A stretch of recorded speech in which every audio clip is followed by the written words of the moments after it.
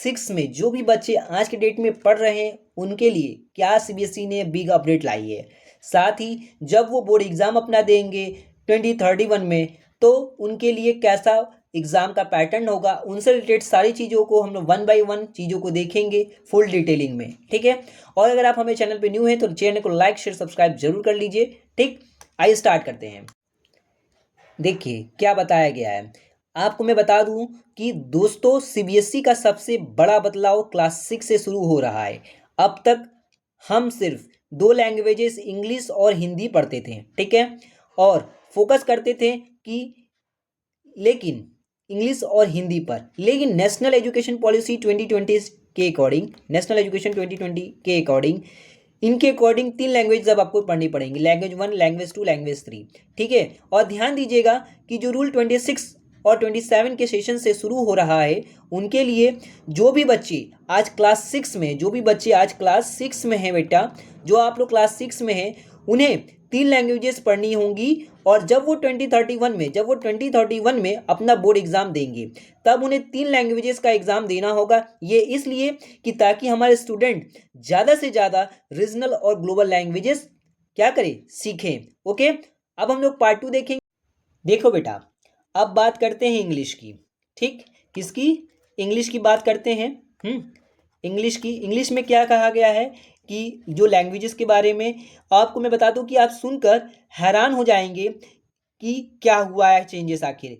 इस नए सिस्टम में इंग्लिश को अब एक फॉरेन लैंग्वेजेस बताया गया है। हाँ, ठीक, और एक कैटेगरी में रखा गया है। रूल ये है कि कोई भी स्टूडेंट सिर्फ एक फॉरेन लैंग्वेजेस चुन सकता है, केवल एक फॉरेन लैंग्वेजेस आपको चुनना होगा, मतलब इन सब में से। ठीक है, जिससे कि आपको अपनी इंग्लिश को अपनी फॉरेन लैंग्वेजेस चूज़ किया है। अगर आपने इंग्लिश को अपनी फॉरेन लैंग्वेजेस को चूज़ किया है, तो फ्यूचर में आप इंग्लिश के साथ फ्रेंच, जर्मन, स्पेनिश जैसे लैंग्वेज शायद एक साथ न ले पाएँ। ठीक है, तो आपको एक चॉइस करनी होगी, इंग्लिश, इंग्लिश या कोई और फॉरेन लैंग्वेज। ये स्टेप इंडियन लैंग्वेजेस को प्रायोरिटी देने के लिए रखा गया है। ओके, अब हम लोग देखेंगे पार्ट 3 में क्या चीज़ें और चेंजेस की गई हैं। सिलेबस अब सिर्फ किताबों तक सीमित नहीं रहेगा। ठीक है, केवल बुक तक नहीं, बुक तक आपका सिलेबस नहीं रहेगा कि आप बुक पढ़े और क्वेश्चन आंसर दे दिए पास हो गए, नहीं।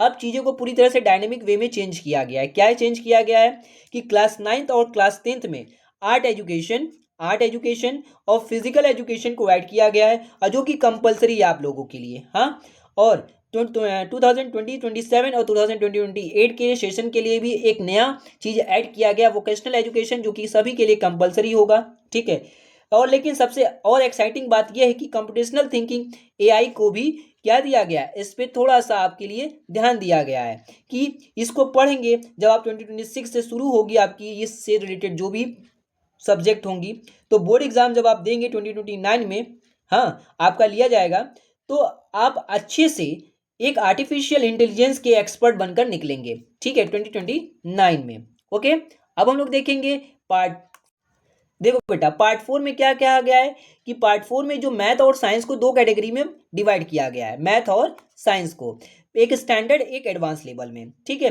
तो मैथ्स और साइंस में क्या स्टैंडर्ड और एडवांस लेवल में क्या क्या चीज़ें हैं उनके बारे में हम लोग अब देखेंगे। हाँ, ठीक, तो स्टैंडर्ड लेवल सबके लिए कंपलसरी है, स्टैंडर्ड लेवल जो है सबके लिए क्या है, कंपलसरी है।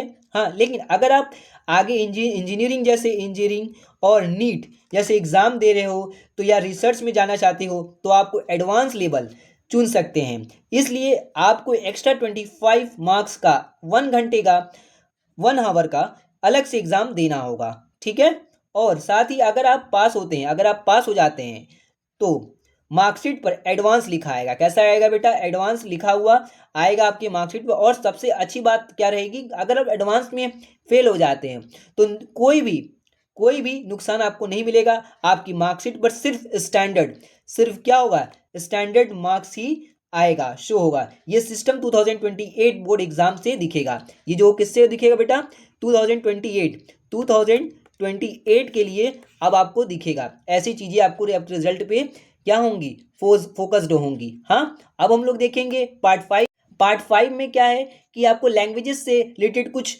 क्योरीज आपको हम देंगे, ये कि क्या क्या इसमें इंफॉर्मेशन दी गई है। हाँ, तो सबसे पहले सीबीएसई ने सभी भाषाओं की जो दीवारें उन्हें तोड़ दी, क्योंकि हम लोग में अदर अदर स्टेट में अदर अदर लैंग्वेजेस चलती हैं। हाँ, तो उन पे क्या है कि हम लोग जिस स्टेट में रहते हैं वही लैंग्वेज हम लोग पढ़ सकते हैं, लेकिन अब क्या है कि हम कोई भी लैंग्वेजेस पढ़ सकते हैं। ये आपके लिए सबसे बेनिफिट होगा।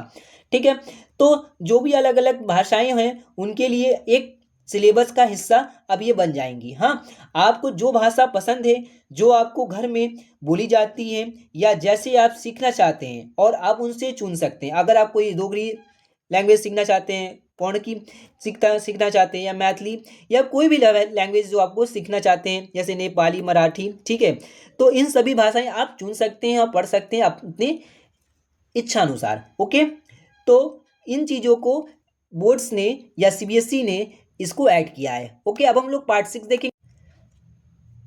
पार्ट 6 में जो बच्चे आपके स्कूल आउट ऑफ इंडिया में रहते हैं, ठीक है, आउटसाइड ऑफ इंडिया, मतलब कि जो स्टूडेंट इंडिया के बाहर सीबीएसई स्कूल में पढ़ रहे हैं उनके लिए रूल्स थोड़ा फ्लेक्सिबल रखा गया है। क्या है कि स्टूडेंट को कम से कम 2 इंडियन लैंग्वेजेस पढ़नी होंगी, हिंदी और संस्कृत। हाँ, पढ़ना तो कंपलसरी है ही है, लेकिन फॉरेन स्कूल में स्टूडेंट को सिर्फ एक इंडियन लैंग्वेजेस पढ़नी होगी। इससे उन्हें इंटरनेशनल इन्वायरमेंट का हिसाब से, हाँ, एडजस्ट करने में आसानी होगी। तो दोस्तों, ये सीबीएसई का वो सबसे बड़े बदलाव हैं जो हमारे एजुकेशन सिस्टम का जो चेहरा बदलने वाले। आपको नए रूल्स कैसे लगे आप कमेंट करके जरूर बताएं। ओके, तो वीडियो अच्छी लगी तो लाइक शेयर सब्सक्राइब जरूर करिएगा बेटा। Thank you.